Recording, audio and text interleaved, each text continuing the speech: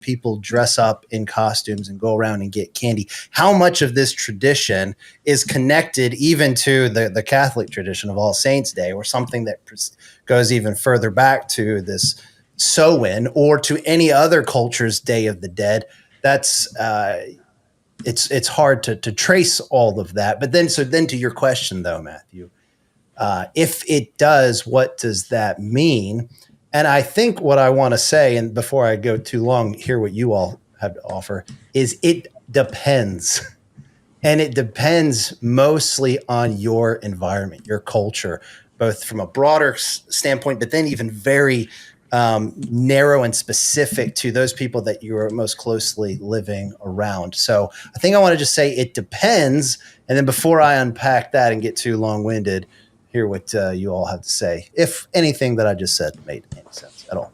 I don't know that there's anything inherently wrong with the idea of wearing a costume and getting candy, right? But the historical origins are something we should think about and come to thoughtful conclusions. And even the trick-or-treating, I think, came along after, of course, the All Saints Day and All Hallows Eve, which was the night before the All Saints Day. But the idea of the clash between the classes, right? The poor would kind of go to the houses of the rich, if I understand it correctly, historically, and ask for treats, ask for food or something, or the threat of a trick was threatened there, some kind of prank or some kind of damage they might do to the home or something like that.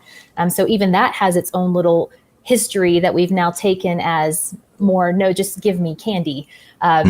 So the meaning matters of what we're doing when we do it, when we practice these types of things, if we choose to. Yeah. I'll just say too, I think I'm not saying that just because I'm not saying, a genetic fallacy, therefore we ought not to be concerned, right? If it does have pagan origins, which you brought up Samhain, and I've heard different historians try to debunk that idea that there is a connection between that and Halloween. But even if, let's say, there is some sort of connection, I do think that should give us some pause to say, okay, well, hold on. If this has pagan origins, what elements of those pagan origins still remain today, right? And it's the same thing that I would say about, for example, not to step into another incredibly controversial issue amongst Christians, but the Enneagram. I think the Enneagram has some problems because it has sort of dark spiritual origins, and it doesn't seem to have changed much from that time that it had those origins. So, there's sort of a thing to say. I'm not saying that we shouldn't be cautious because of that. I think it is right to be cautious and to say, okay, this should at least cause us to examine and to think about these things deeply, if you're convinced that it does have pagan origins. Have y'all heard about those Christian group circles that are combining Enneagram services and Halloween? No, really? No, I'm totally making that up. Oh, okay. Checked out to me. I was like, sounds right. Sounds about right. Someone watching is like, I just got a Facebook invite to something like that. Yeah, so exactly. What do you think, Brandon? This big idea of if something has a pagan origin, it's automatically out of bounds or off limits, or what's your initial thoughts on that before we, and I know we're apologists, so we take forever to answer a question. We're like Jordan Peterson here. Maybe at the end of the hour and a half, we'll get to a coherent, simple answer. But what are your initial thoughts on this?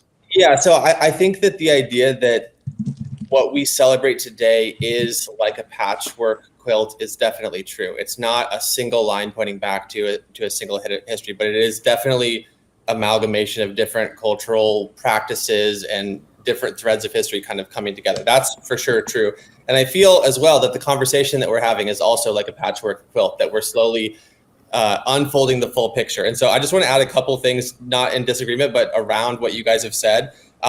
With what you were saying, Michael, I think one other relevant detail, or going back to like Samhain, is that day was when the darkness took over in the calendar year and the days began to get shorter. And that doesn't mean that it's all evil, but that's one of the relevant points to that, was from this day forward, it's scarier because the days are getting shorter, the darkness is here, and so they would build these massive bonfires to ward off evil spirits, which I just think is like, just a little like something there to build around. And then to kind of fill in the gap of the history, so you guys hit on the Celtic part and / question mark maybe, Matthew, and then the Catholic Church coming in that. But I can speak to the how did it come to America piece before the vandalism and that what you were talking about, Megan, and that would be in 1840. And I can speak to this as an Irishman. It would be potato famine, and so it was the potato famine that drove this mass migration of Celtic people to the Americas.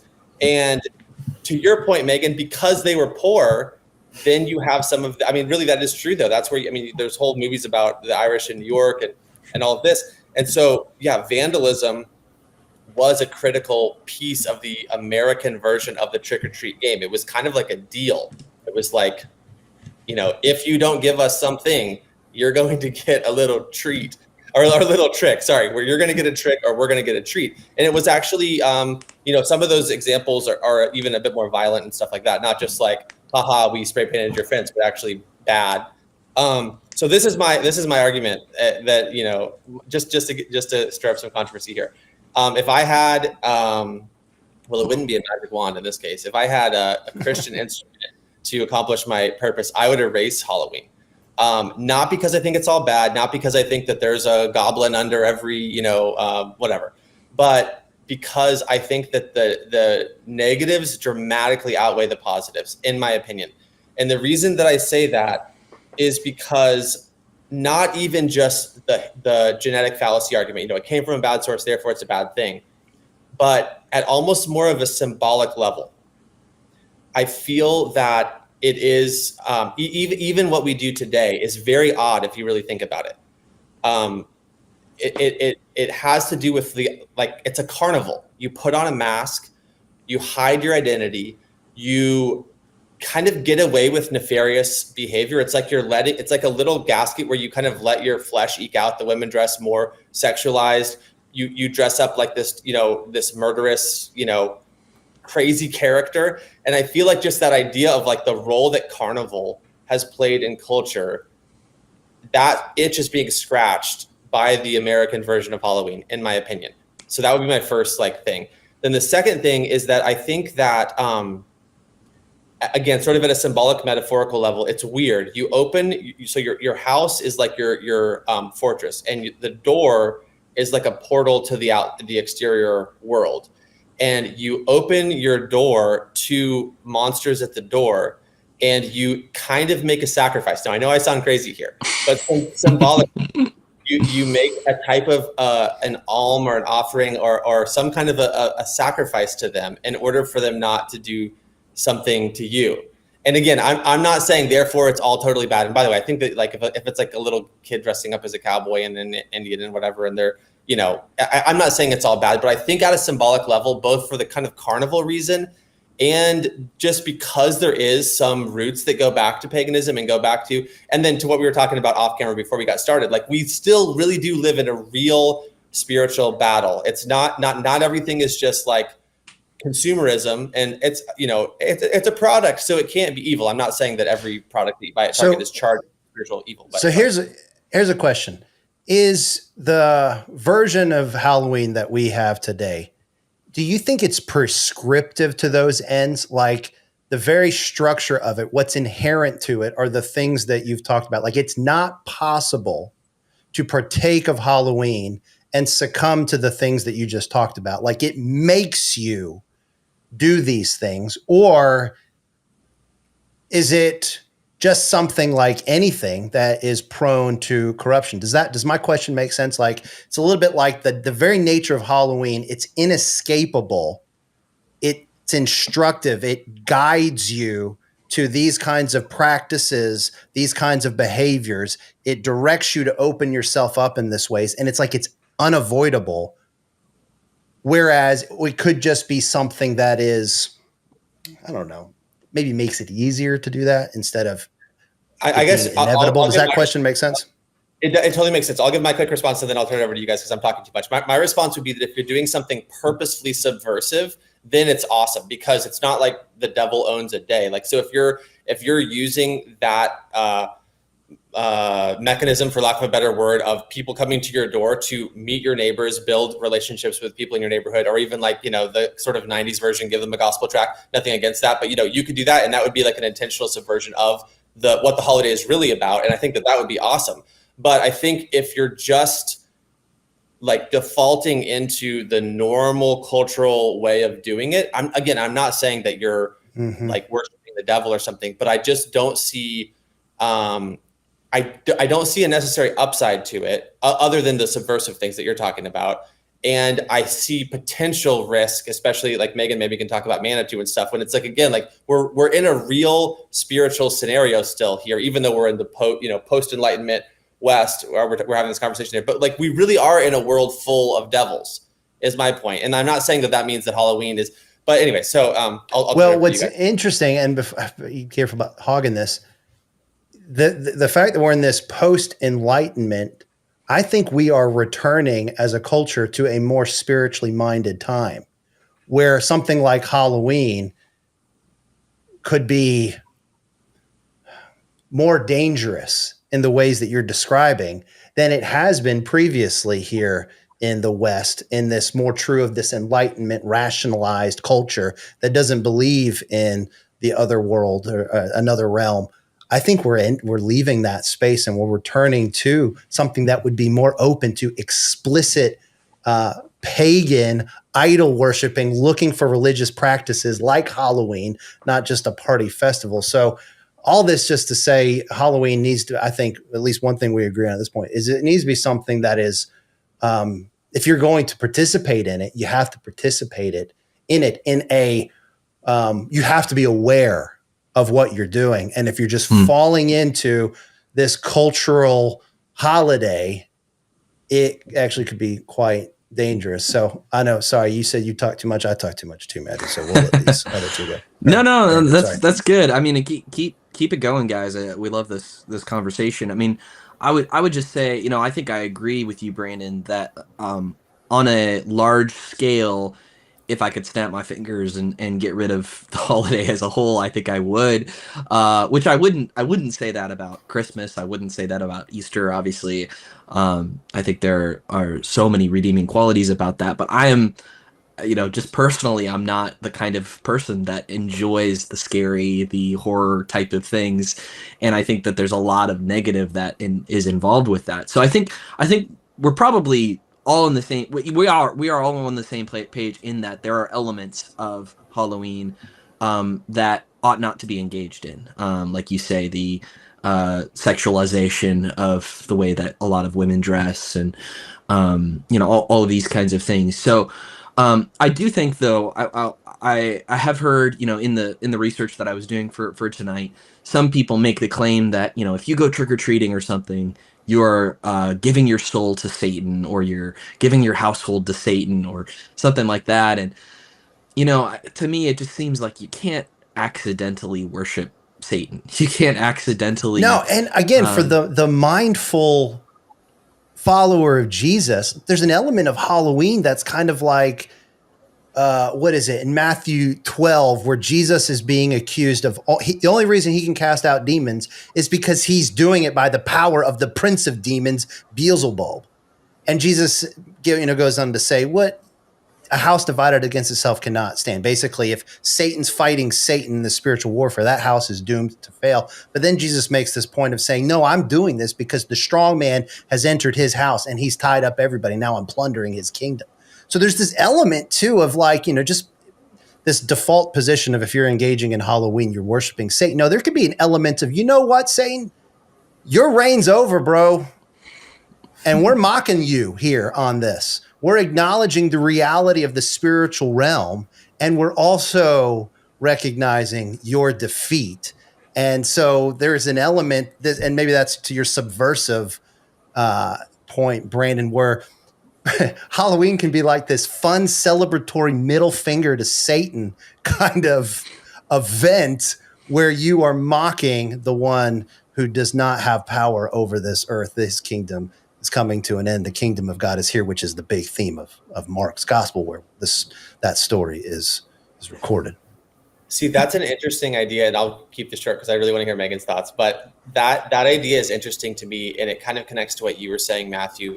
And anyone correct me if I'm wrong here, but with Christmas, we know what the Christian version of the holiday is. With Easter, we know what the Christian version of the holiday is. Even with Thanksgiving, we kind of know what it's about. Or it's very easy to connect the dot between the pilgrim story and that with, the New Testament, like being thankful, taking a time where you appreciate and show thankfulness to God is easy to connect to Christianity.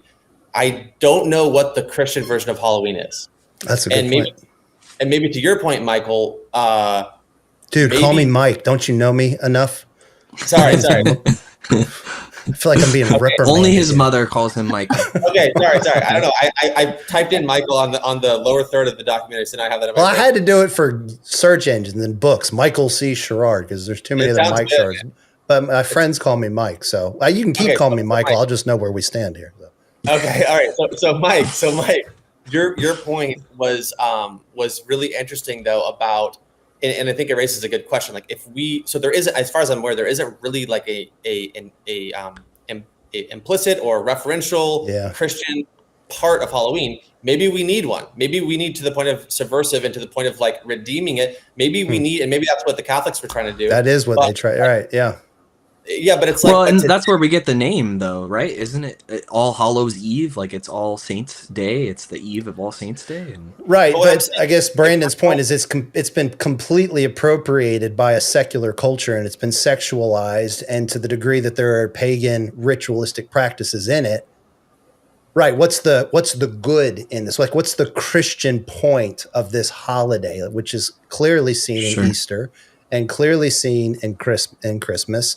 If there was if this is a holiday that has a religious significance to some degree, what is that from the Christian perspective?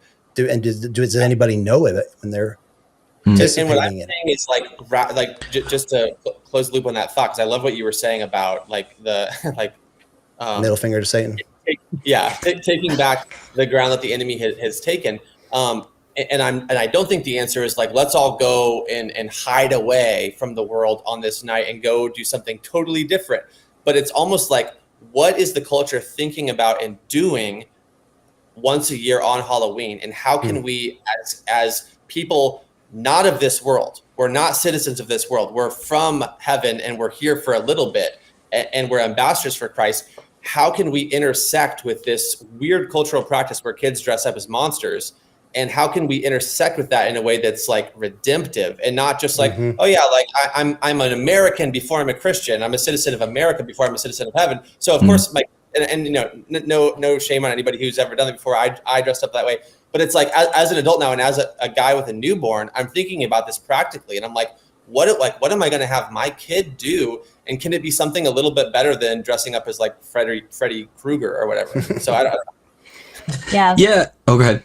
No, I think that the word redemptive, what is redemptive about it, is a good place to come around to, right? Because if we're thinking like apologists, I think we have three options when it comes to any kind of cultural practice. Do we receive it wholesale, like with everything that comes with it, which is kind of the point of this whole conversation? Like we can't do that because there's too much that's been lopped on top of it that has to do with the celebration of things that ought not be celebrated. So do we reject it outright, which many have done? And again, in the spirit of being charitable, we trust their reasons for having done so. Or is there a way to redeem it such that even, Brandon, and you're pointing out the pagan roots of the holiday, the fires were set to ward off the darkness, which is inherently a Christian principle, as is the creation of culture itself. That is an inherently Christian thing, that human beings were put on the earth to subdue and to rule, right? To be able to take the untapped potential of this world and make good things out of it and beautiful things out of it. So how can you bring light to these celebrations if you choose to partake? Is there a way in which community or family can be brought together around the holiday? Is there a way that it can be practiced that I don't know, is glorifying or edifying in that way? And like the Catholic Church tried to do, the celebration of those who are, have gone on, Paul would say they've fallen asleep, right? Not that they've died, for the faith. that is something to be celebrated. They're still celebrating if we believe all of this is true. And I think that we do. So the idea there, as we come around it, is it received? Is it rejected? Or is there anything redeemable? And I think anything in culture has to be looked at that way.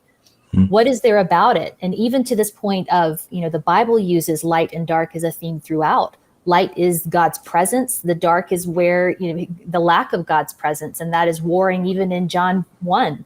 The talk about the light has come, or he has come to be light and the world is not overcome him. I'm getting my words all mixed up now because you guys going on like that made my mind go a million different directions. Well, no, that's rich right there. This idea that this time of the year the days are getting longer, the night is getting longer. The night is getting longer. Sorry, I can't get it out right. Your middle finger to Satan concept is there a way to celebrate such that we are light? Well, but doesn't it seem like that though? And this has probably been true throughout all times. It just seems like the darkness is getting heavier and longer. So this notion of being light to push it back, and the hope we have in Christ and our role to play in any given society that feels like the darkness is encroaching and will forever take us over. And this is a explicitly Christian theme that ought to be drawn out during times of Halloween and the bonfires that you're sitting around that are illuminating that night. And as neighborhoods are coming alive and neighbors are gathering together around these lights. Yeah. I mean, that's a beautiful Christian idea or image there. Feasting is a beautiful Christian concept. But similarly with practices around Christmas and Easter, right? The Christmas tree has its origins and roots in something different. Saturnalia was what was practiced way back when. And it was actually the church trying to stop some of that by establishing let's celebrate Jesus's birth at this time, which did not go well in the beginning because Christians started partaking in the crazy partying that was happening around the celebration of Saturn, right? But it has over time had these redemptive qualities, things like Santa Claus, things like, the big works were what? Charles Dickens, Christmas Carol, and then The Night Before Christmas, which my dad read to me like every night for a year because it was my favorite book ever when I was a kid. But now the gift giving is something that we have redeemed, and it made sense in terms of celebrating Jesus being the gift that came to the world. Similar with Easter, like bunnies and eggs, that's all about fertility, you guys. So there's, seems to me maybe, if Christians can get their act together here and have some sense about ourselves, there might be a really amazing opportunity here. Because again, I'm convinced that the West, the United States, at least in particular, is becoming more spiritual. So the opportunity for something like Halloween in that environment might be something special. Well, go ahead, Megan. What? I'm just thinking, because you guys were, again, so much conversation happens. And my problem is my mind goes like a ping pong ball or like a pinball. You guys were talking about the post-Enlightenment West that we're in, very secular, science-driven culture. But it wasn't so different even in the 17th century when the Enlightenment first happened and the reaction to it happened. That's where the new spiritualist movement was really born in the years following that, as people are watching kind of this science-driven reality stripped of imagination, stripped of, the things that we're talking about here, beauty, and because beauty was relegated to the realm of the subjective, the unknowable. If we can't study it with science, then why do we care? And there was a reaction to that at that time as people watched individuals adopt this. If they believed it to be true, they were trying to adopt it courageously, but it was a hideous world, one that was driven by science. That's where we get the word space, right? Like not the heavens, space, meaningless, empty, right? We can explain all that with chemical reactions and molecules in motion and everything else. But people like Sir Arthur Conan Doyle, who was a father of the new spiritualist movement, I think he was just desperate to know that there was anything beyond the physical world, that he didn't care what came through the door as long as there was something more. And I wonder if people are on that threshold right now of going, this world is so hideous. I don't care what comes through as long as there's something. Now, the danger in that is that we foreknow that the spiritual realm is very real. And I had Dr. Kevin Lewis was a theology teacher of mine. I remember just acutely him saying the power that we have in that realm to operate with any kind of like authority ourselves, it would be like playing a match of tennis, but our side of the court is completely underwater. That's about how effective we are. So it's dangerous. So to Brandon's points, I think that's why there's so much that has to be considered. And just as a final note, because Brandon mentioned it, Brandon and I both have spent time in Manitou Springs in Colorado, where I live now and where Brandon was from. And it is a hotbed of new spiritualist activity, Wiccan activity. There are at least 5, maybe more, active shops where you can buy spell books and herbs and all that you would need to start your Wiccan practice. So it's a dark place, spiritually speaking, and it's not a place where I would send my children trick-or-treating on Halloween. But in my town in Georgia, where I'm from, I lived close to Mike actually for years. I wouldn't hesitate to go trick-or-treating with them downtown because it was a family-oriented activity there. So anyway, lots of things to consider, not only in the larger realm of the history of it, but also your region, what is celebrated in your region, your own personal background. I have friends who have come out of Wiccan practice and things like that who are going, I don't want anything to do with it because that is not an area I want to step back into.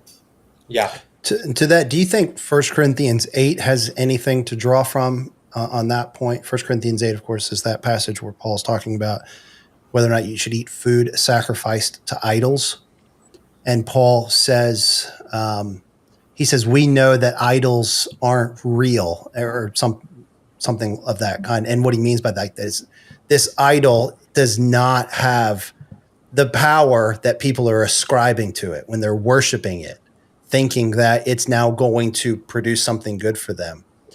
Mm-hmm. He says, we know there is no God but one. So we know that this is a vain, empty practice that somebody's participating in. So that food that you're eating, it hasn't been corrupted. It hasn't been defiled. Moreover, Paul will make a comment that food isn't what defiles you spiritually in that sense anyways. It's we know that's not the case. But Paul then goes on to say, he references a brother's conscience. And so there's something wrapped up here in whether or not you should eat food sacrificed to idols. Paul says, yeah, it's fine because we know idols aren't real. They're not real in the way that people are, interacting with them. But if it causes someone else to stumble, I'll never eat meat again. Do you think there's a relevant application of Paul's instruction to the Corinthians there about food sacrificed to idols to what we're talking about tonight? I think absolutely. I think it really ties into the discussion of how should we, back to what I was saying at the beginning, how should we treat others who disagree on this issue? Not to lambast them or to treat them as though they're not Christian just because they have a different opinion on this, but to actually say, what I'm willing to, even sacrifice some of my rights to make sure that I'm not unnecessarily offending you about this, while acknowledging, he who is in you is greater than he who is in the world.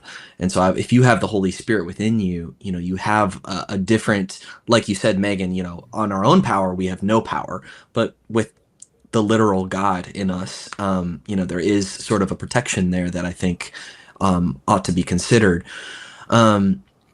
But when it comes to this question of conscience too, I think also later in Romans, there's also this idea of whatever does not proceed from faith is sin. And so if somebody is convinced that this eating this food is wrong or participating in whatever holiday is wrong, whatever you are convinced of, that's the way that you should live. If you are convinced that Halloween is wrong, don't let anyone convince you to participate in it, because that's essentially living in hypocrisy. That's why it's wrong, is you believe one thing and yet you do something else. Hey, so clarify that. I agree with you, but clarify what you just said, contrasting it with this, my own personal truth. And if it's my truth, I should obey it. So what do you, what's the distinction there between this issue of conscience and if it's not from proceeding from faith, it is a sin? How is that different from, well, dude, this is my truth and I got to be true to myself? Yeah, great question. So this idea of, personal truths and, you have your truth, I have my truth. Well, actually, it's not really a good way of thinking about truth. Truth is whatever matches reality. It's an idea that matches reality. And so there can be truths that are about individuals, but they're not individual truths. So for example, for me, it would be a sin probably to, I'm trying to think of a good example, to not read, to just to declare, I'm just not going to read ever again. Why? Well, because I'm called to ministry. I'm called to think about issues. And so if I don't read, I'm not really doing my job well. And so therefore it's, now I don't know if that's a good example because I think everybody should read, but let's say, for example, you're just, you're called not to read, for example. There can be truths about different things that are true about different individuals. To just give a less controversial example, maybe take it out of the moral realm and just into the factual realm. I have blonde hair is a truth about me. That is true, and it's not true about Brandon, for example. I can't quite tell. I think you got brown hair. It's a little tough to tell, but in the same way, the truth is there. The truth is just an idea that matches reality. And so when it comes to these personal convictions, though, the truth is you either have a conviction about something or you don't. And the question is, what is your conviction? What do you believe about an issue? And if you do something, hypocrisy is sort of defined as living not according to what you believe. It's living differently than what you believe. And so that's why this is essentially wrong. Can I add on top of that something that was helpful for me? Yeah. And maybe this isn't 100% right, so you guys can always feel free to correct me. Sure. But the way I've thought about this is that the question of conscience only goes in one direction, meaning it's capable of taking something that is generally good and making it bad for the individual, but it's never capable of taking something that's bad and making it good for the individual. So that's how basically objective truth plays in with the question of conscience. I think. Good. Yeah, Brent, that was excellent because I was just thinking about the fact that Tripp was a pastor for 7 years at a church that had been planted in a bar. Now, the church was doing incredible work in the bar. It would meet on Sunday mornings. There was not bar activities happening on a Sunday morning, but for some people, that might have been enough of a hurdle, is just entering into a bar. If they came from a background of heavy drinking, they can't even enter into a bar environment without succumbing to wanting to partake into what normally would take place in that environment, versus I had no qualms about walking into that space where we were going to read the Bible aloud. So that would have been a matter of conscience. The bar in and of itself didn't hold any power over most people. It wasn't the place that was wrong. It was the individuals, really the background of sin bringing into this, that needed to go, I've got to check this a little bit. We talk about the same thing when we talk about dating. Like, there aren't rules for dating. With Tripp and I work with young people. For those who don't know, we work with a lot of young adults. And we get questions about, like, what are the rules for dating, biblical dating? And those look different depending on what individuals bring into the relationship. Those boundaries might look different. And we can't look at other relationships and go, oh, look, they're kissing, that's sinful, versus, well, they're only holding hands. They're not practicing the freedoms that they want to. All of that kind of stuff are matters of conscience. A lot of it depends on what you're bringing to it, because real world consequences of the choices we make and how it affects our souls and our being. Yeah, I think a great example of this is go ahead, Michael. Mike. No, I was just gonna say, I think that's a nice work. I was just gonna say, I think that's a helpful example. And if there is a practice that you are partaking of that's causing something good to be partaken of as bad in some way, it's going to be in different ways. You ought not do that. But right, it doesn't go in the other way. When we're talking about this element here of causing someone to violate their conscience, we're not saying, oh, if I feel that this kind of sexual immorality is good, well, then for that person it is good. Yeah. No, it would be like if you're taking some practice, like like the gathering and feasting together, which is good, and you're eating meat that it's not been corrupted by an idol because they're not real. Yet there's something about this practice that is taking table fellowship and turning it into some kind of nightmarish stumbling block for those that are coming out of a deeply pagan, idolatrous practice. Yeah, don't eat meat and force them to violate their conscience because they can't wrap their head around how this could be good. And you're forcing them to partake of something that's violating their conscience in that sense. I think that's a helpful way to think about this passage and then apply it for something like Halloween. Yeah, I think that it's important to just state clearly that there are some things that are irredeemable. There's some things like you can't do divination Christianly. It's just it's Wait, you know what I'm saying? Saul didn't do that with the witch Endor. can't get the word out, witch at Endor or the Yeah. Sound like medium Monty at Python. Endor. Let's go there. What is that? You brought that up off camera. So what exactly happens there? Remind me. Does he do divination? Yeah. He goes to the Witch of he Endor, could- yeah. and had to get past all the Ewoks first. And There it is. I love it. there it is. There we go. And Star Wars yeah, reference. Okay. Yes. Return of the Jedi. Sorry. Okay, back to the Bible. There's as far as I know, there's no connection between those two names. That the forest moon was named after that because of the story in the Bible. Anyways, Saul. We probably should just read it because I don't remember all the details here.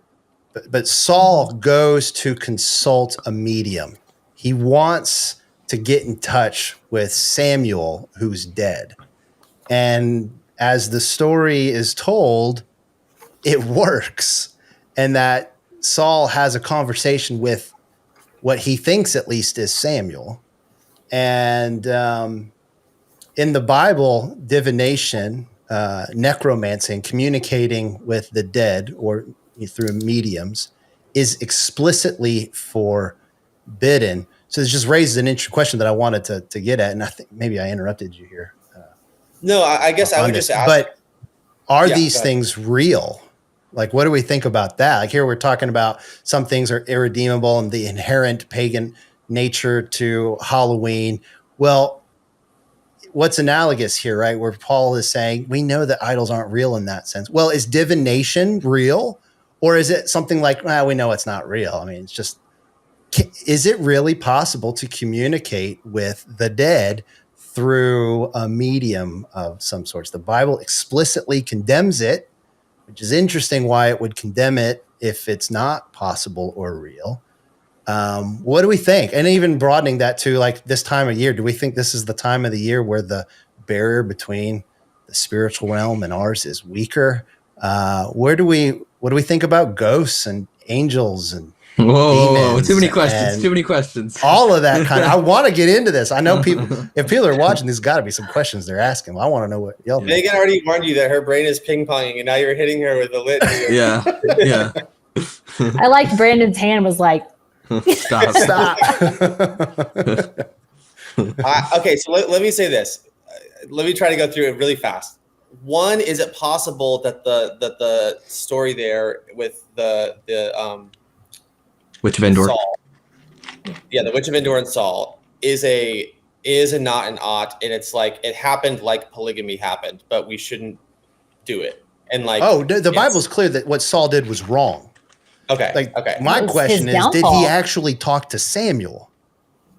Oh, That's my question. So I would say probably yes, and I would even go a step further. And this kind of gets weird because now, but like the time that I spent in Africa really changed my perspective about some of this stuff, because generally I would totally agree, and I still do totally agree with what you're saying. Like idols aren't real thing. It's and even the Bible tells us like that's made out of stone, that's made out of hay. That's you made it. Why are you worshiping it? Right. However, there are certain things that I think happen where the real spiritual realm recognizes the realm of imagination and basically idol worship. And so I'll give you one example. This is kind of, I'll say this in the most PC way, or the most PG way possible. there was an idol that was shaped like a man, ready for bed, if you follow me. Mhm. And the Has women PJs on. and the women would copulate with this idol, believing that they would be blessed with like different things. And from the perspective of the Christian pastor, that was actually a means through which people were demon possessed. People actually got impregnated with a demon through this idol act. So that's an example that I have in my mind where I'm like, that is super weird, first of all. And obviously the physical idol itself isn't a god, but the prince of the power of the air used the cultural sensibility about this whole thing and basically was like, great, if you're going to kind of like give your bodies to me in this manner, I can work with that.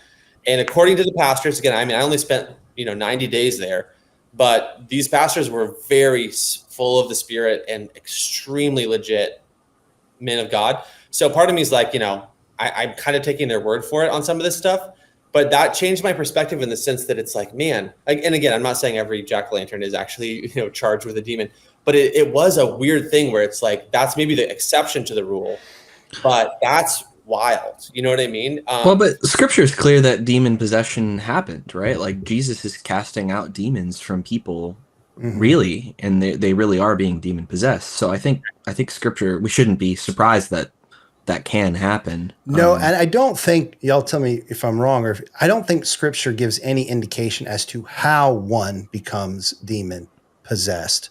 So what you're describing there, Brandon, it's certainly possible that is a means. The Bible, I don't think, has anything that would tell us that, no, you can't become demon possessed through these kind of worshipful practices. I don't think the Bible speaks to how one becomes demon possessed at all, but it is very clear that demon possession is real. And I think to the point that someone made earlier, I don't think it happens by accident. I think that there's a active participation, sort of a giving of oneself in some capacity and opening up of oneself in some capacity to the spiritual realm that allows for that transaction, for lack of a better word, to take place. And then the other thing I was going to say while on Africa is and kind of to your whole point, I think, Megan, that I really appreciated, you're kind of pushing back on me about how there are certain desires embedded within even pagan cultures that are ultimately good desires, like pushing back the darkness with the fire of the light of a fire.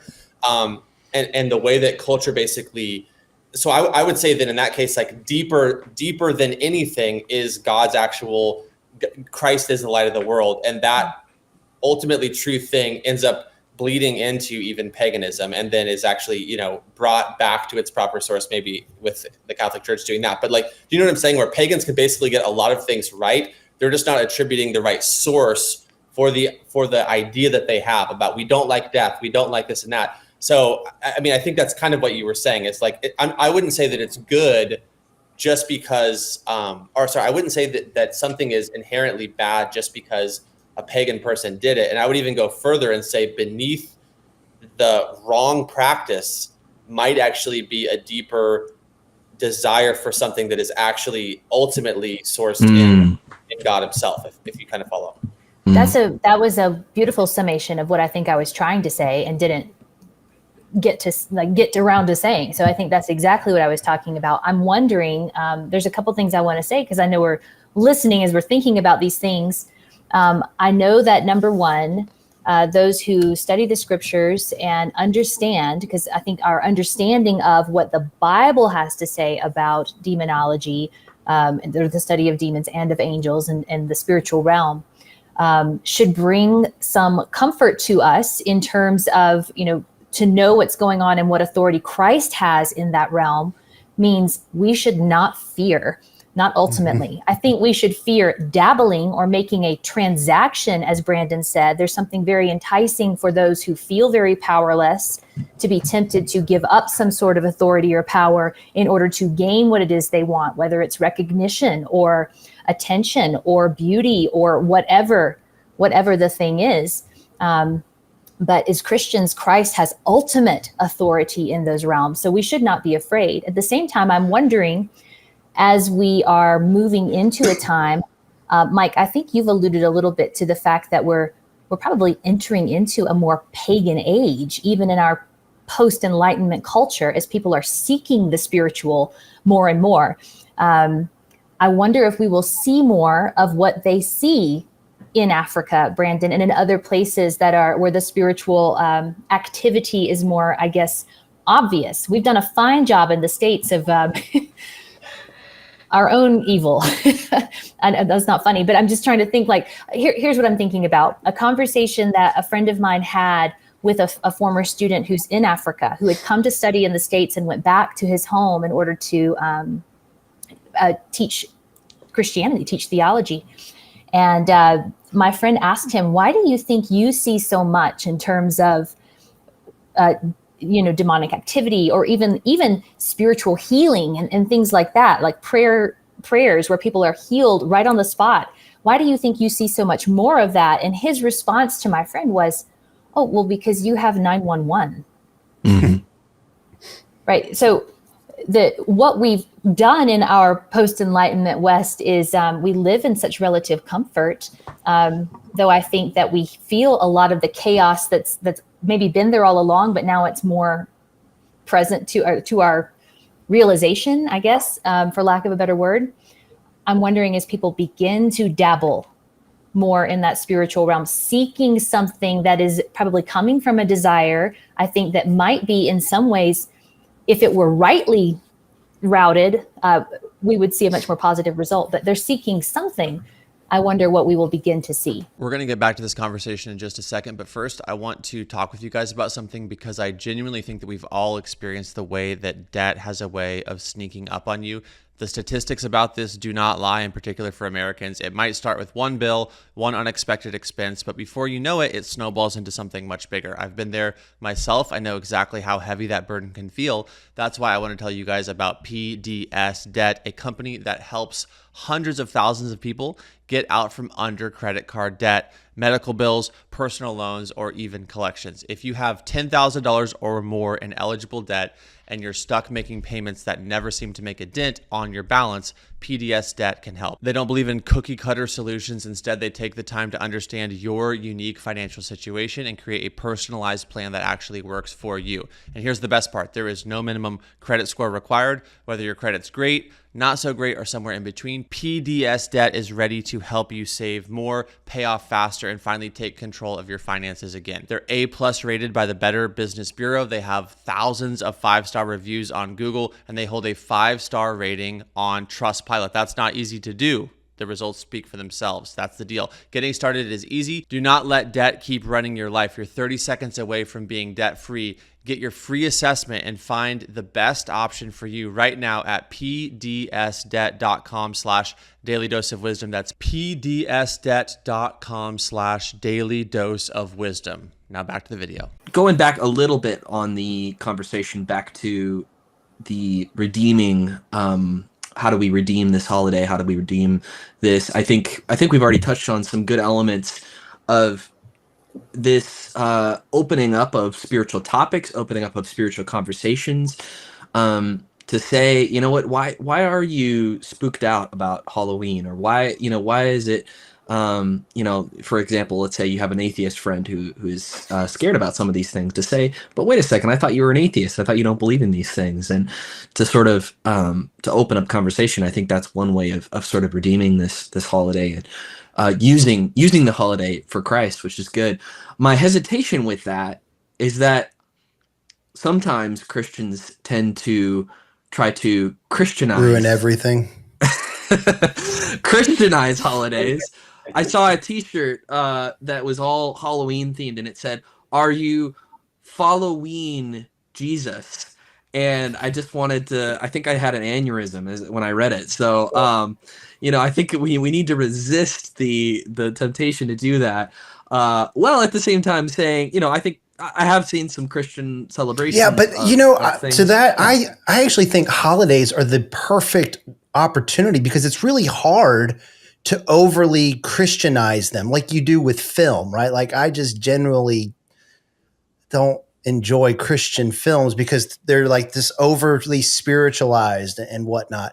But with festivals, I think there's kind of this inherent religiosity about them. There's something in just inherent to a festival or a holiday that feels spiritual. So I think it's actually kind of hard to over Christianize it. And that's why I think something like Halloween is the perfect opportunity to reclaim and redeem these things. And for those that are now becoming open to spiritual ideas again, what better way than to demonstrate what is really real regarding the spiritual realm and the powers of darkness and demon possession and who really is the strong man that's bound up the other and whose kingdom is prevailing.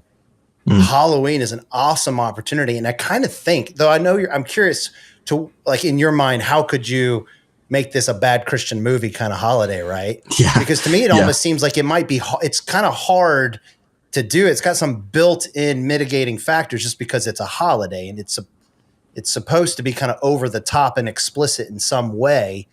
Whereas you don't want an over the top and explicit gospel call in a compelling story. It's like, well, that just doesn't fit. Why did you do that? You kind of ruined the story that I was already caught up in and understanding the nature of reality. And this was kind of already drawn me to God in a certain way. You just took me out of the story by that track moment right there.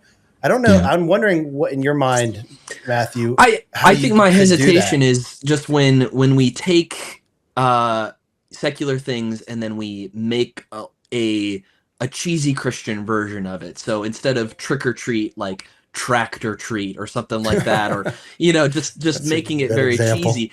But to say no, actually, I totally agree that there are ways of celebrating the holiday that can be Christian. And like, for example, I know somebody who celebrates, it's also Reformation Day. And so I know somebody who watches the movie Luther every year, and they eat a diet of gummy worms on Halloween. And that's sort of a way. You got to explain that reference. Only nerds are going to laugh at that. Yeah, diet of worms. It's the trial where Luther says, here I stand. I can do no other. I stand on logic and the word of God. But yeah, so I think there are ways. And also, I think ways of, and this is something I wanted to say earlier too, I don't think we need to necessarily do the Christianization of this in order for it to be a good thing. I actually think that just the celebration, just the best elements of this, if we can separate the evil parts and even just have the candy, that's a good thing, right? Like, I think, like, what would that look like though? Like, if you were to extract all of the damaged goods, what do you have left? Is my question. I think you have some of the best of my childhood, where you have trick or treating in a safe neighborhood, where kids are not dressing up as sexualized things or demonic possessions. They're dressing up like, when I was a kid, I was a bucket of popcorn. That's hilarious. That's great. Hey, you want to know who had the best costumes growing up? It was my wife, because my mother-in-law would inevitably just forget. And so the day of, she gets like just some makeup and draws black eyes and a white T-shirt that has the letter P on it. And she goes around town as a black-eyed P. That's awesome. That's great. Like a number of those examples for Terry. Yeah, well, and I've heard of churches also, doing trunk or treats, where it's like, look, you're still gonna do the costumes, you're still gonna do the candy, and we're still gonna have a celebration, and we're maybe there'll even be some explicitly Christian elements there, where we're gonna talk about the gospel, talk about how God is still God today, even on this day where people are worshiping Satan or doing terrible things. So I'm not saying don't do those things. I'm just saying, I think there are some good elements of the holiday that are not irredeemable. There's also the point that I think that Christians, the funny thing about Christians is whatever culture you go to, other than their love for one another, which you hope they're displaying, they're kind of harder to spot. There's nothing outwardly obvious that makes us Christian, whereas there are some other religious practices where it's very obvious that somebody is part of that particular religion. And so there's that. But yeah, I can remember we would go to, I had friends who moved into a house in a part of town that was a little bit, what wasn't like the part of town that they wanted initially to live in, but they felt very called to the neighborhood. And they would hold a chili cook-off every year, and people would dress up and we would come and do the chili cook-off at their house. And it would be a fun party like it was a legitimate party. It wasn't one where people were getting wasted or things like that, but it was a lot of fun. And their presence in that neighborhood transformed the whole neighborhood. Like within about 3 years, there was a park built in the neighborhood, and their neighbors were kinder to one another. It was just kind of a cool thing. So that kind of participation around feasting, around dressing up that, wasn't over the top or whatever. People were just wise in the way they went about it. Or if they weren't, they came and whatever, they were accepted, like, hey, come on in. And then, I don't know, you just kind of learn in community with one another. Yeah. So can I share a joke comment and then a serious comment? Yes, please. Okay, you guys know those tracks that look like money? So That's when so you mean. yeah, you pick it up and you're like, oh man, and you're like, the framing of the gospel is already like you're pissed off. Bait and Right. switch. So imagine for Halloween, just in terms of how can we redeem this, like the T-shirt that says Reese's, and instead it says Jesus. Let's go a step further and actually make something that looks like candy, but when the kid opens it up, they have no candy, Yes. and instead they have paper and words. In the KJV. Yes. That'll win their Wonderful. hearts. Wonderful. 100%. I love No, like if you're going to, conscience allows, if you're going to pass out candy, then pass out the best candy. Come on. that. I know, not like huge track, one M&M. Okay, on a serious note, I'm reading this book right now, highly recommended, Justin Brierley's Surprising Rebirth. Yes. And Cool. we're doing this in the Wisdom Society, So yada, yada. But on page 33 of this book, he makes a commentary. It's 2 sentences, but that ties into part of the conversation that we were having around where is culture going? We're becoming more spiritual. What's coming next? How do we be ready for it? And I thought of this when you guys were saying that. And here's what he says. The church was caught on the back foot by new atheism and only latterly began to find its stride again. The danger is that as this cultural conversation moves forward, the church will once again be left answering yesterday's objections rather than engaging with those who are asking a different set of questions altogether. And that really hit me because I feel like a lot of times we can do that. It's like we're still fighting maybe even like a straw man of a 20-year-old argument that like mattered to us because that's when we were in our college years. But is that really the question that's being asked, right now? And it was a very convicting thought. And it kind of is like if we're always playing defense and if we're always like reacting against something that we felt impacted the people that we love and around us, but we're not laying out an affirmative vision that can plug into like the world as it is today, then I think we're always going to be one step behind if we're playing defense, basically. So I think this is the perfect opportunity. And I see that question. It's the surprising rebirth of belief in God, right? That's the title of that book. Yes. Yep. Justin Brierley. So this is a way, again, to be not flat-footed and maybe be a little bit ahead.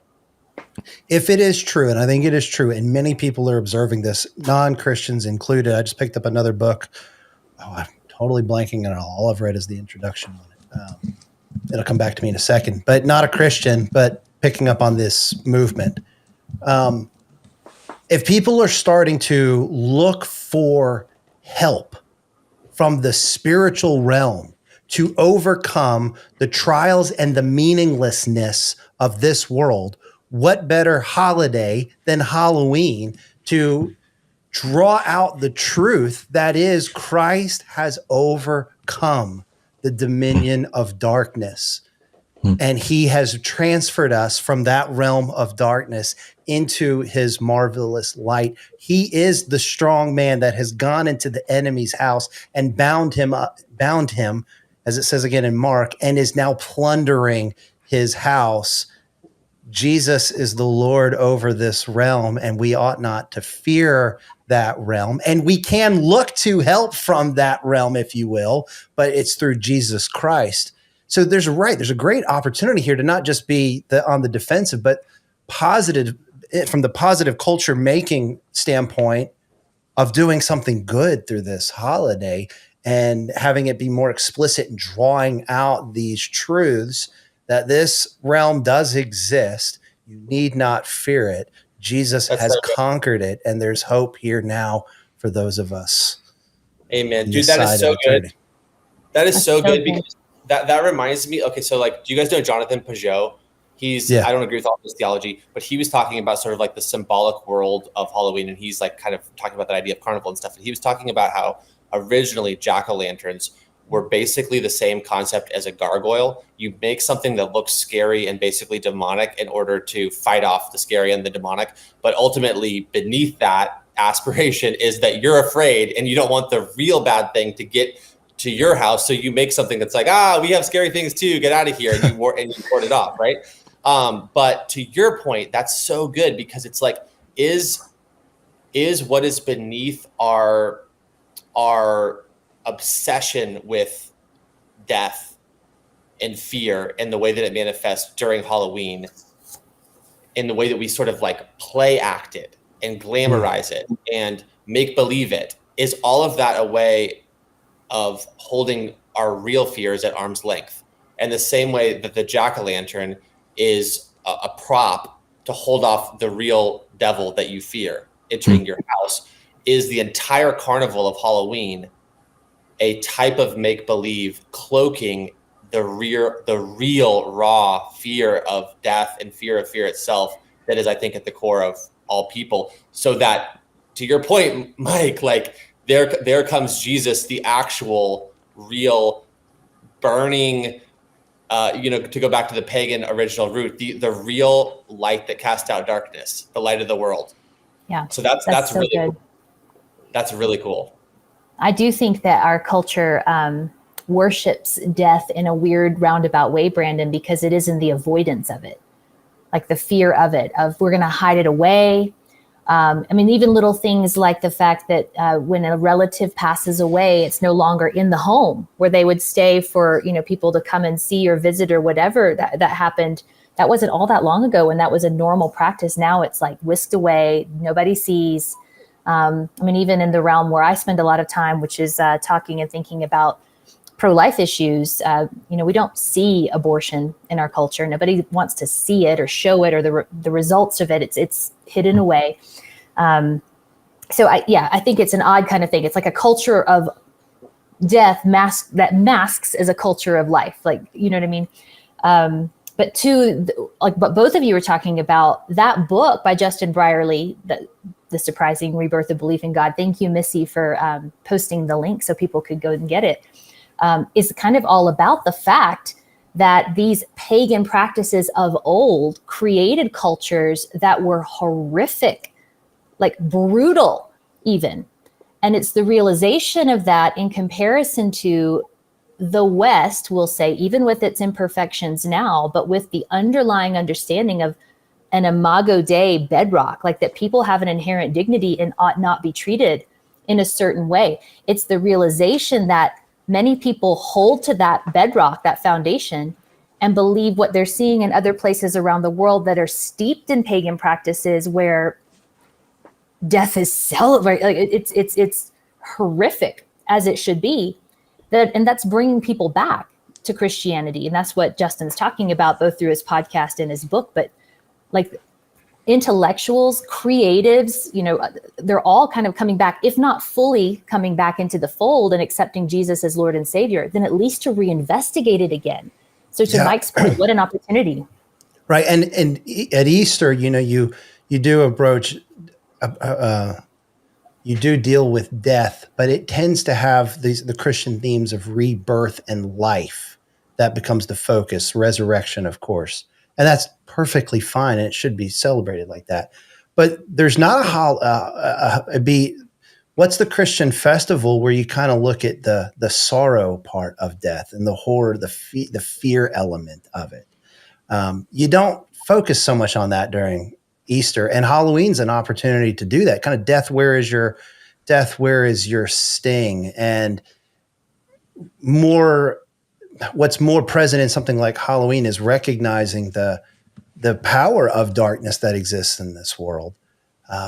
but the deliverance that we have in Jesus Christ and him being this strong man, again, in Mark, the way you would deal with death at Easter and the way you would deal with death at Halloween is similar, but also with kind of different shades, if you will, going back to that joke from earlier there, Brandon, before we got on. So yeah, I just think there's an opportunity here in Halloween for just what is true and the truth of the gospel and Christianity and the goodness that it brings can come about through this holiday. It's great. So are demons real? My question earlier in ghosts and angels, are we ever going to answer that question of mine? What did you say, Brandon? No, I was just trying to get a gauge for our landing point to gauge, because like there's so many different trails that are sparking out, kind of to your point, Megan. But when are we trying to land the plane on this one? Well, Mike wants to land a plane on whether or not demons are real. Okay, let's do that first. And if you've seen a ghost, did Saul actually summon Samuel? I really want to know I these kind of think he things. did, just because he explicitly says, I think, what Samuel would say in that situation, which is like, Saul, what are you doing? Like, this is forbidden. Like, you don't And you know he what you've speaks just done. truth. Yeah. But then Talks about it was the very real. Israel's army will fall to the because True of prophecy. this activity. True prophecy. Yeah. So, I mean, I'm convinced that there is an intermediate state of the soul that, we're not, there's not some sort of soul sleep where we're just totally unconscious after death. It seems like there's a lot of scriptural evidence for that. Like Paul is like, I would rather go and be with Christ right now. So it seems like there's this intermediate state, and it seems like it's at least possible that you could be temporarily recalled from that in a state, and if you're like Samuel, you're going to be pretty mad about it because it's not what you're supposed to do. Why did you bring me here? Yeah. Gosh. And even that, that's the whole story is crazy. And it doesn't seem like he's in danger or he's like in some sort of state of distress. I don't think Christians should fear that at all. But it does seem like there is some sort of possibility of intermediate state existence. The disciples thought they saw a ghost when it was Jesus, which you don't use that as a proof text for what is a ghost or the existence of ghosts, but at least it was in their head that such a thing existed, such that when they saw Jesus, they went, that's a ghost. So whatever their conception was, existed at that time. What do we think? You made a fine point, Brandon. Where's our landing spot? Just because I want to see what you all think about all these questions doesn't mean we have to spend the rest of our time asking talking about this kind of stuff. You know what is kind of funny about that, though, is I feel like from a Christian perspective, we're asking that question with a certain subtext that's totally different from the way that a non-Christian or it's weird that people are like, kind of to the point that was being made a little bit earlier, people are very open to the spiritual as long as it's not like the religiously spiritual. So I think that a lot of people in culture are pretty open to, I think maybe one time my grandpa was at my bathroom because the mirror opened or something like that. And that type of idea is more friendly for whatever reason in the culture. Or, to put it really bluntly, people are more likely, just your average non-Christian person, more likely to pick up a Ouija board and play around with it with a couple of drinks on a Friday night than they are to seriously pray to try to contact God. Let's really pray and see if we can get breakthrough. You know what I'm saying? But people are like, let's actually really see if we can get some kind of contact on this Ouija board. So there's a weird double standard there where there's an openness to ghosts from a secular perspective is what I'm trying to say. But for us as Christians, we're like, so how does this play out theologically? Like, are they like, but those are our stories. Right? Storytellers drive the culture. We believe that 100%. And the stories surrounding the afterlife in our culture are filled with kind of this caricatured idea of ghosts, of your loved ones just come back and sit with you, or they're walking around, with teaching you about your new girlfriends or whatever. Like, I don't know. There's all of that. So these are the stories that we read. And I think you're right to your point, Brandon, with people spent more time in the scriptures, they would know that both angels and demons are very real. I think that there are too many things that happened in stories that I know of where they have been present to deny that. So both from the scriptural source, but also from the experience source, that kind of stuff is real. And like I said earlier, that realm is there. Our control in that realm is pretty much nil, but Christ's control in that realm is ultimate. So, yeah. This also kind of ties into the whole thing, the whole use of substance to access a different reality conversation. That's really growing. It's More and really more growing. people are, yeah. And it's another one of those weird data points where I think it's ultimately a backdoor validation of the biblical worldview in the weirdest possible way. But it's like, yeah, the fact that you guys both took the same substance, let's call it DMT, and you both had the same hallucination without sharing notes, you experienced the same entity manifesting in the same way without sharing notes. How do you explain that unless a veil is actually being lifted and you're seeing something that's real, not just your mind playing tricks on you? Like how, and there's examples of that where there's been groups of people, like over 50 people, and these guided shamanistic tours of the Mayan ruins where you're standing on the ground beneath you is, you know, feet deep of dead men's bones crushed into the ground that you're standing on from all of the human sacrifice. And you're standing in this thin space, to use a Celtic phrase, and you're all guided by the shaman, and you all take the drug, and you see the same thing. This has been documented a ton of times. To me, I'm like, well, that's horrifying, bizarre, but also a signpost to something. I think it's kind of in the same way that Halloween. It's like, how do we talk about Halloween and point people towards the bright side? I think this whole DMT mushroom thing is another example of that, where it's like, that's really weird. You know, I wonder if that is like a portal, not just a misfire of chemicals in your brain. You know, to me, that's a better explanation of a shared hallucinogenic experience. So and to be clear on like, what does the Bible say about this? I think the nature of reality is that it consists of the spiritual and the material. That's what is ultimately real. It's not purely material, or the new spiritualists say that ultimate reality is only spiritual and the material world's the illusion. Christianity says no, the spiritual and the material both exist. The Bible's also very clear that we ought not try to seek out control over the spiritual realm and use it for material gain through things like divination, or so much of idolatry is that, right? It's the worship of these things so that you are fertile or your crops. And I'm really suspecting we're going to see more and more of that practice here in the West, a seeking out of the spiritual realm for help in this material realm. And the Bible is very clear about that there is one Lord over all things, and it is Jesus Christ. And in him are we to seek deliverance from that which oppresses us here and now. And he is the only one worthy of our worship and our praise. So yeah, I think that's the nature of reality, is there is the spiritual, there is the material. The Bible makes it clear that there are ways to engage in the spiritual realm. It's not perspicuous. It's not perfectly clear. So there's a lot of mystery here to me, like through these practices. What is their efficacy? Do they really work? How do they, there's a lot of unknowns there, but I think what is true, a biblical worldview, I think contains the reality of the spiritual and the physical material. And to some degree, you interact with that spiritual realm and can do so in improper, sinful ways. Yeah, and the Christian worldview would also point out that Jesus's presence, God's presence, is all around us, and that we have his attention all the time. Unlike the pagan practices of the ancient Near East, where they would go into temples and try to gain the attention of a certain god in order to hopefully get what they wanted through sacrificial exercises. I think that sometimes the mistake is that that's bled into the church too, where we try to access God in particular ritualistic ways.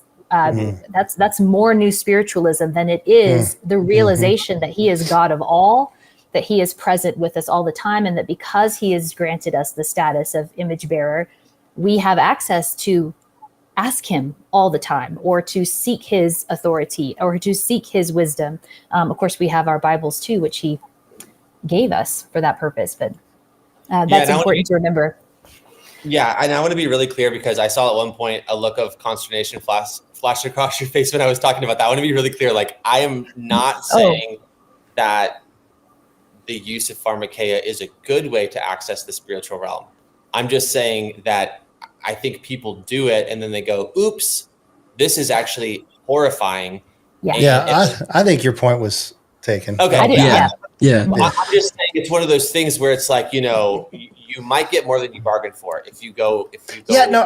Right. I think that I'm really open to this idea that there are ways to interact with the spiritual realm, whether they are demons, ghosts, and if we're going to define the word ghost, we mean a disembodied soul, like Samuel being recalled from this intermediate. I can't get. Thank you, Elmer Fudd moment there. It seems like ghosts in that sense are. I don't know if I want to say real. I don't know what I want to say there. And I think what you're saying too, so this is, we've talked about Halloween, we've talked about haunts, and we can talk about horror now too. I think what you're saying too, Brandon, is that it lends some evidential value towards the Christian faith, and even persuasive value. And I think this is where maybe it ties in with horror too, is I've heard some people talk about one of the benefits of horror films and these sorts of things is that sometimes people become convinced that the spiritual is real based on these sorts of films or these sorts of experiences, because they claim to be materialists, they claim to be physicalists, and yet they find themselves truly feeling the emotion of fear towards the spiritual realm.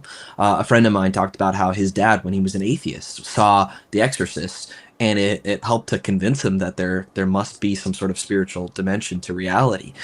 And that gives some sort of persuasive value to, not to say that, the entire genre of horror is, a good thing or something like that. I think, personally, I would much rather watch just about anything else. Well, horror succumbs to gratuity in a way that, I don't know, it seems other genres don't necessarily have to.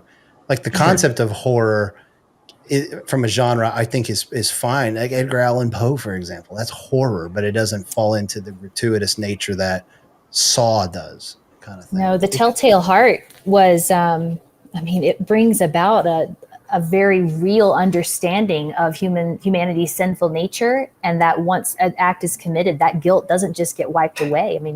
Shakespeare did the same kind of thing in Macbeth, right? Macbeth, yeah. Oh my goodness. These horror stories that are well done can be very redeeming in that sense of, I don't think it's a genre for everyone, just like I don't think rom-com is a genre for everyone. Some people just don't like it or don't want to go there. But I think you're right. I think more recently horror is more gratuitous. You think horror and you would associate it with something like a slasher film or something like that, rather than I think a recent well done horror was The Quiet Place. I thought that was a well done horror series. Yeah. With a brave dad who sacrifices himself for his family. Yeah. Or even films like, I believe it was Nefarious that came out recently that was made by Christians, and part of the film is simply to convince people that the spiritual exists and to demonstrate the reality of the spiritual, and it's not gratuitous in the gore and things like that. It's just more of a psychological horror film. Some well done horror even I think demonstrates the reality of a world stripped of God. You guys are familiar with Brian Godawa. I think his work is really helpful in this area. Is spelled Godawa, but he's a film writer. He is a Christian. And he has actually written at length about this genre and some different things involved in it. But he kind of talks about the fact that some of these films reveal like the reality of a world that is stripped of God. That is like, what is the result of a purely atheistic worldview? Well, this type of thing. Like he talks about zombie films and zombie shows, like I don't know, like The Walking Dead. That one's pretty gratuitous in terms of its violence and things, but the idea Scott Klusendorf loves it what Scott loves about it is that it's wrestling with this concept of what it means to be human. And in that, how is that humanity displayed? Are you going to sacrifice so that others may survive, or are you going to just forego the rest so that you can live? Like it's a dog eat dog world. So that question is in there. So again, undercurrents of very Christian concepts. But and I think that the genre of horror lends itself to depicting this evil and sin, that this, how do I want to say it? Its nature, that it's crouching at the door waiting to devour you, like is depicted in the story of Cain and Abel. Its desire is for you, and it wants to consume you and destroy you. And so it creates that clean contrast where other genres, especially in our day, every villain is just a misunderstood figure that's had a bad thing happen to them, right? And so it's like it blurs this. Evil doesn't really exist. It's just good people that have been corrupted by bad societies and institutions, kind of thing. This, postmodern notion of evil. And horror kind of just depicts evil in that true sense of it is real. Its desire is to destroy you. And there's nothing, there's pure evil kind of exists. And it's just not a misunderstood person that, made a bad decision a long time ago, kind of thing, or whatever. My brother is actually a Hollywood film director, and can you guys still see me, by the way? Yeah.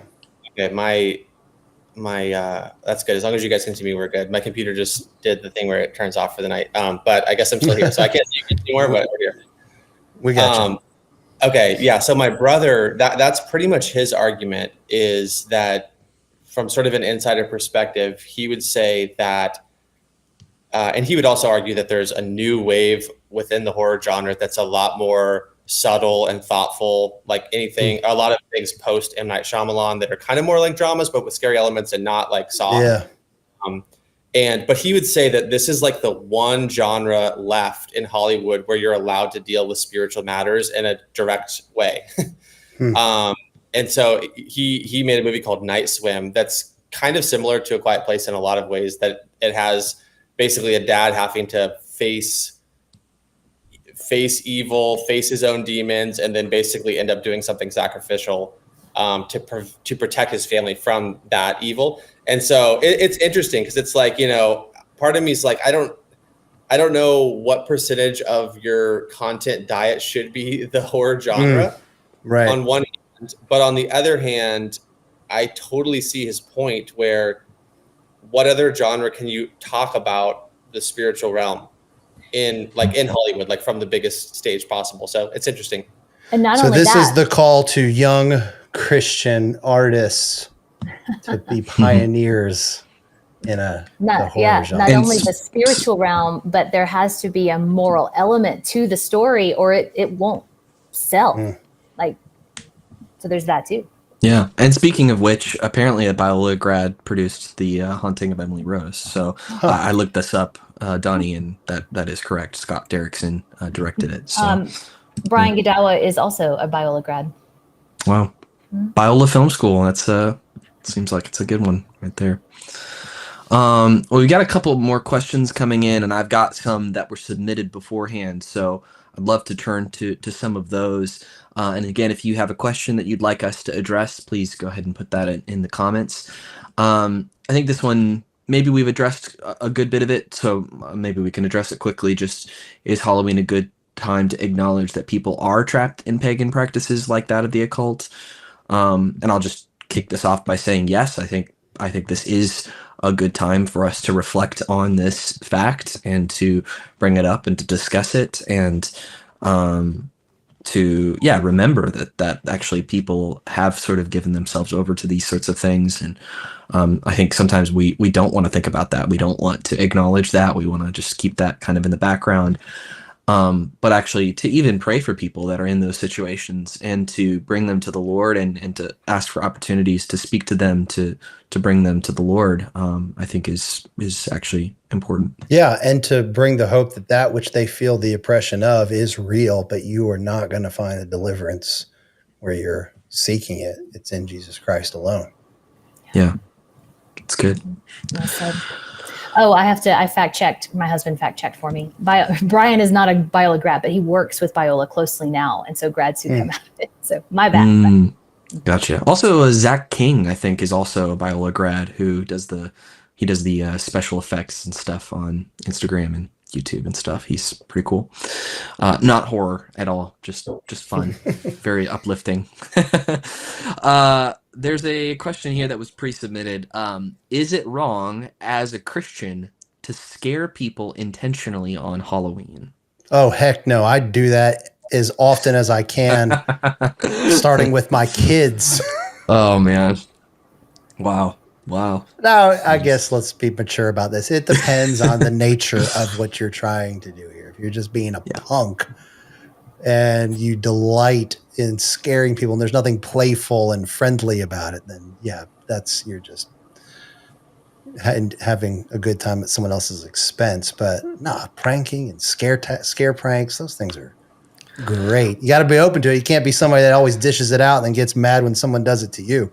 But yeah, I think you're right. Fun. Like I think the context matters, right? If you're going to people who are not expecting it or are not in the situation and you're, scaring the living daylights out of them, like I think that's probably not the best practice. But or if this is a Holland boy asking me for permission to scare their mom, which is like the easiest thing to do ever because she's easily scared, I'm not going to give you permission to do that, Andrew or Joshua.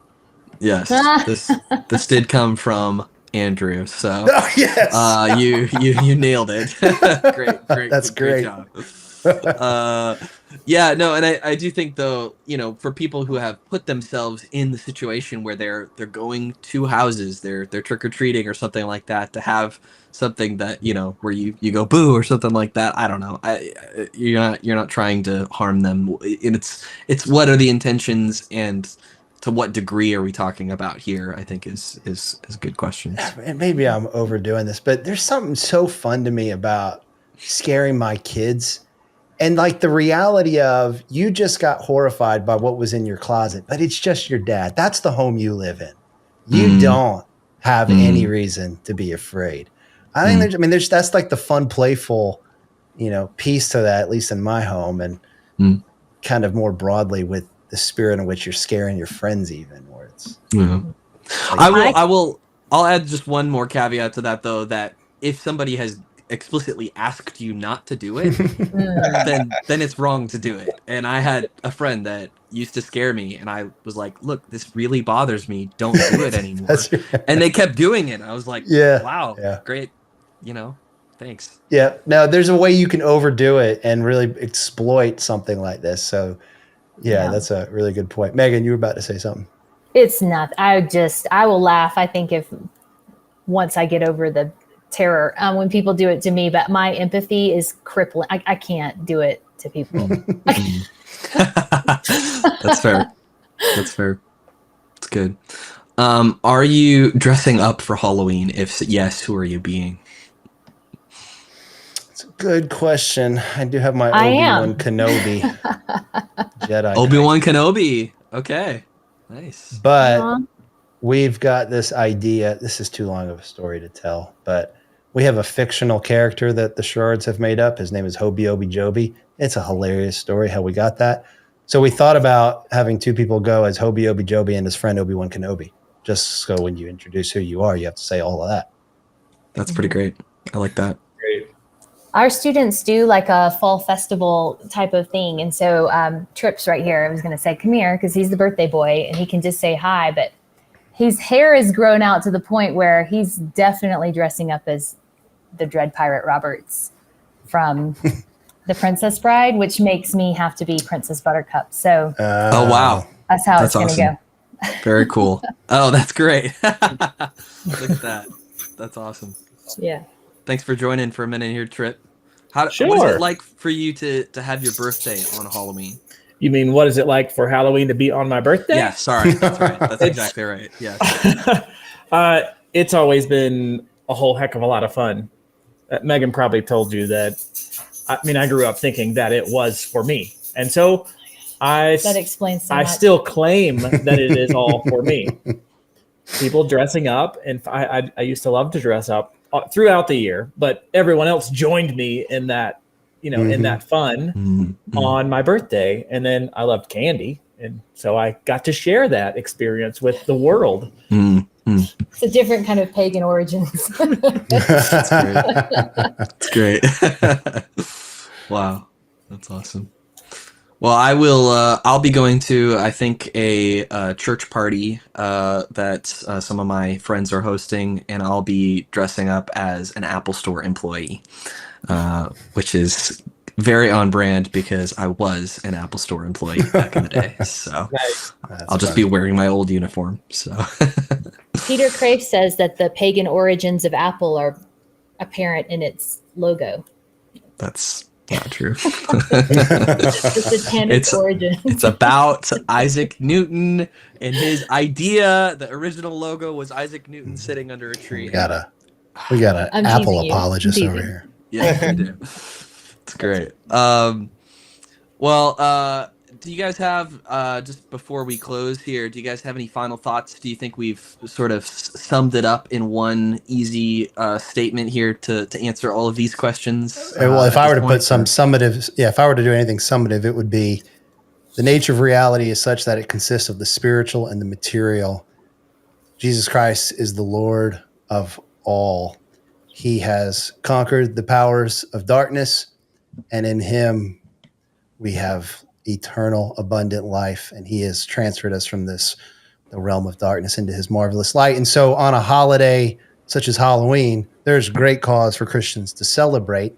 And I think that Christians that are going to participate in Halloween need to be mindful about this. And if you just get swept up into the cultural currents here, you're going to be participating in something that is unhealthy, pagan in nature, and you ought to be very aware of this. But I do think it is something that you can participate in. I think there's a redemptive element, and I think this can be a holiday moving forward in our country that can be very illuminating on what is true, evangelistic, if you even want to use that phrase. Great. Well, I was kind of joking that you would be able to do it, but you actually did a great job. That was incredible, Mike, as a summary of everything we talked about tonight. So well done on that. That's great.